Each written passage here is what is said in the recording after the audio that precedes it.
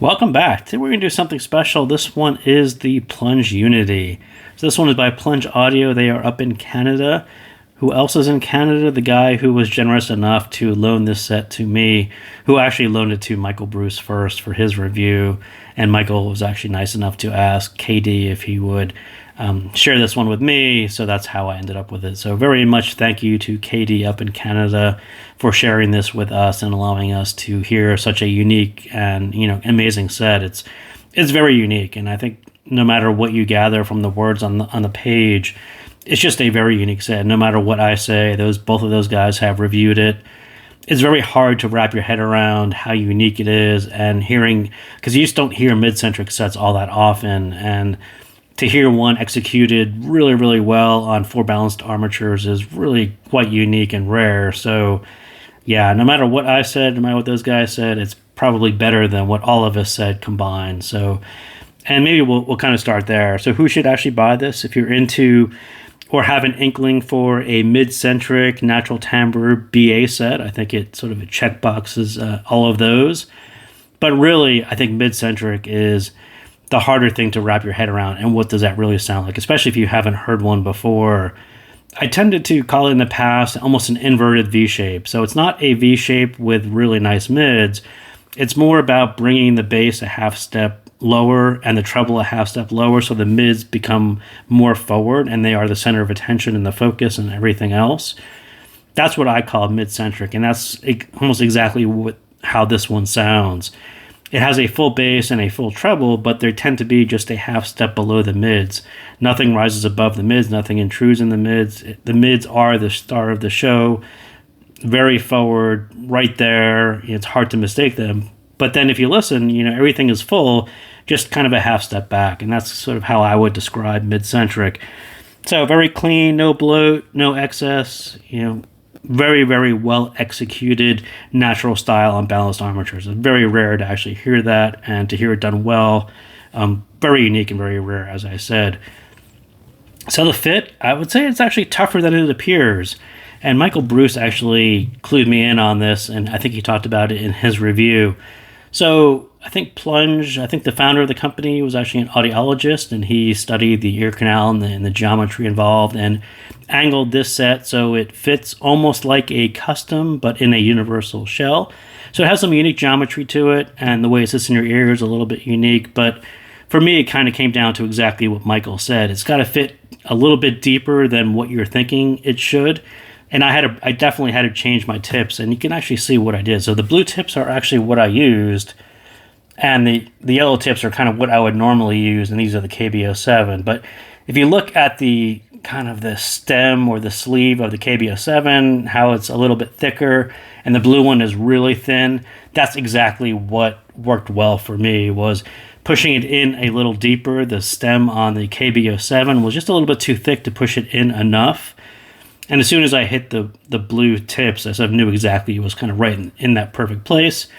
Sort of needs to be deeper than normal. It needs to really be in there, if you know what I mean. And in those of you who have played with deeper fits, you sort of know exactly what I'm talking about there. It's got to be pushed in there pretty deep. So yeah, I didn't think it was as obvious. I think it actually fits in your ear quite well.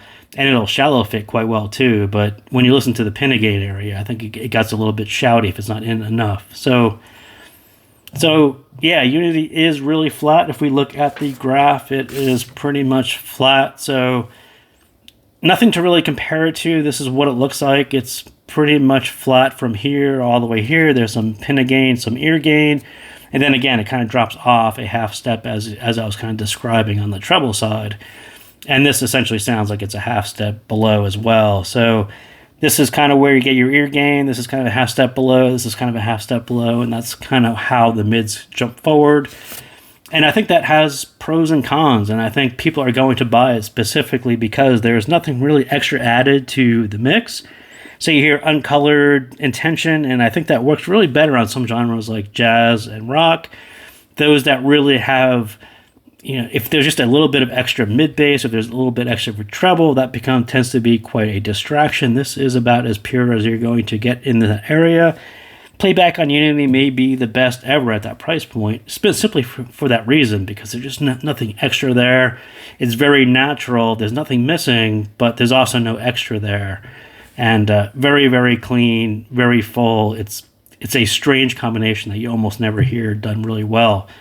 So the cons on this style, I think popular music may sound too mid-forward, and I think that's just the assumption that playback is due on a V-shaped set, right? I think popular music in particular on this one was kind of hard to get around, and I think playback, and I kind of get to it next, but I think the reality of this set is it works really, really well on the genres that are actually harder to do. And then when you listen to something like Spotify's New Music Friday playlist, what tends to be pop music, R&B, things that sound a little better on a V-shaped set, it's kind of a tough fit. But if your playlist tends to be a little bit more handcrafted and you prefer really nice mixes and some older genres, especially rock, and I'll talk a lot about rock a little bit later, those tend to kind of hit this set almost like no other set because it's mid-centric and absolutely clean, but absolutely full at the same time.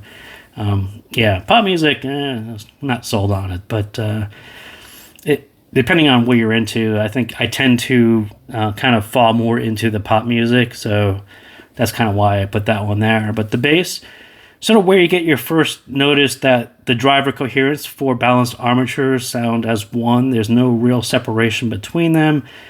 And at the same time, you probably have no idea what drivers are in this thing, other than the hint that the bass sort of sounds like BA bass, and it doesn't move the air like a dynamic driver. But yeah, you'd be kind of hard pressed to figure out, or even take a whack at whether it's 1 BA, 4 BAs, 8 BAs. I don't think anyone's really going to nail that just by listening to it. But yeah, the weight kind of gives you a hint to the bass, and it's really fully merged with the mids. There's no separate subwoofer. There's no boost to the sub bass. There's no boost to the mid bass. So you end up with this almost linear transition all the way from the sub bass all the way right into your mids. There's no gaps. There's nothing missing. There's no extra there. Just nothing out of place. Very much a quality over quantity style, and if your playlist needs bigger boom, it's not going to be there. That's not what the style of set is. But definitely think about those genres that favor tighter bass, no bloat. That kind of playback is exactly what you want on Unity. And then I will say that there's the Beat It, Get Lucky, those two tracks where the mix really matters. And we kind of talked about this. There's nothing extra in the mix or nothing added to the mix. So these kind of tracks tended to sound a little bit off, and they tended to refer to this pop music thing that I'm talking about.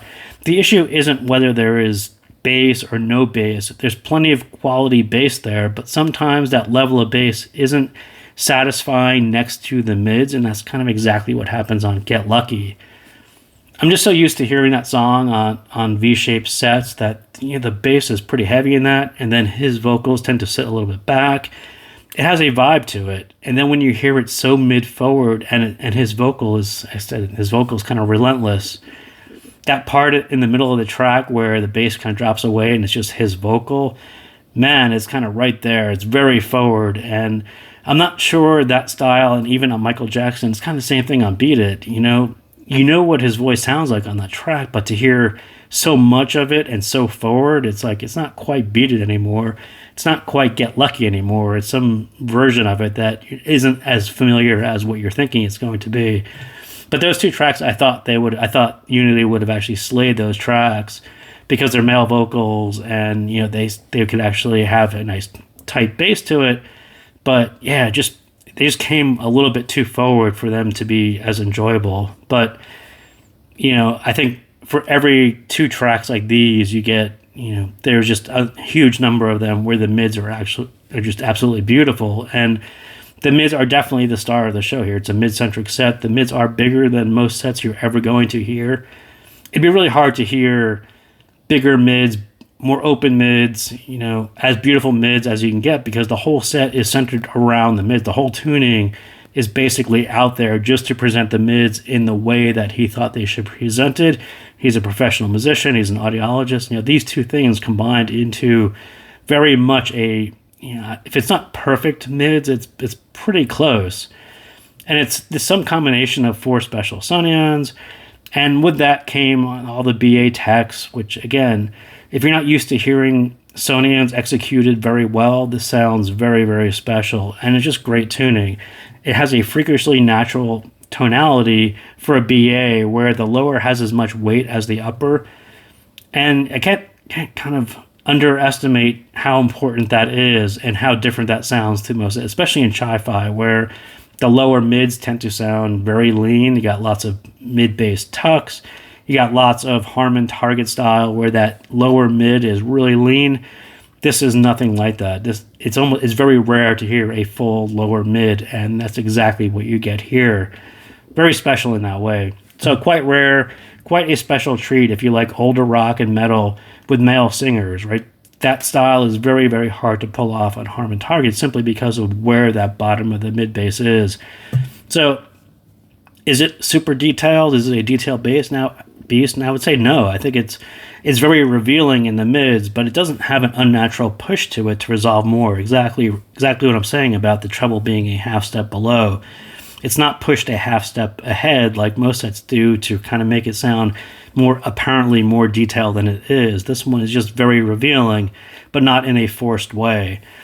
And without a doubt, kind of where I centered most of my listening on, it's just a weird set that can handle the Black Album as well as the Immaculate Collection, right? It can hit Metallica very well, and it can also hit Madonna very well.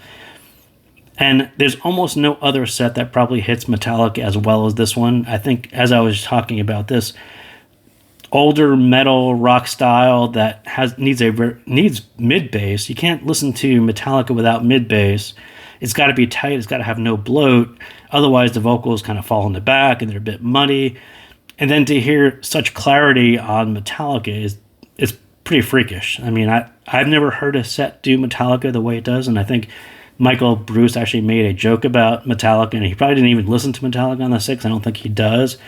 But yes, Metallica is executed very, very well. It's like almost no other set that can do male vocals, whether it's, I talk about Wanted Dead or Alive. It's probably the best version of Wanted Dead or Alive I've ever heard on a set because of male vocals and pure mids, and whether that's John Bon Jovi or Sam Smith, rock with mid bass without the mud, AWOL Nation, Sail. These are tracks that are actually hard to execute on most standard chi-fi sets.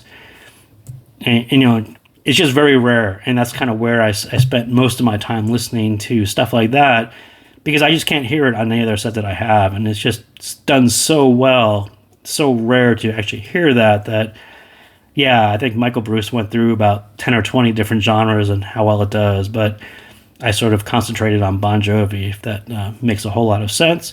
It does not, but again, I don't have a ton of time. This isn't my set, it's a loaner, and I wanted to spend as much time as I could listening to things that are really appealing to me and things that I couldn't get anywhere else on other sets. So that's kind of why I focused on that.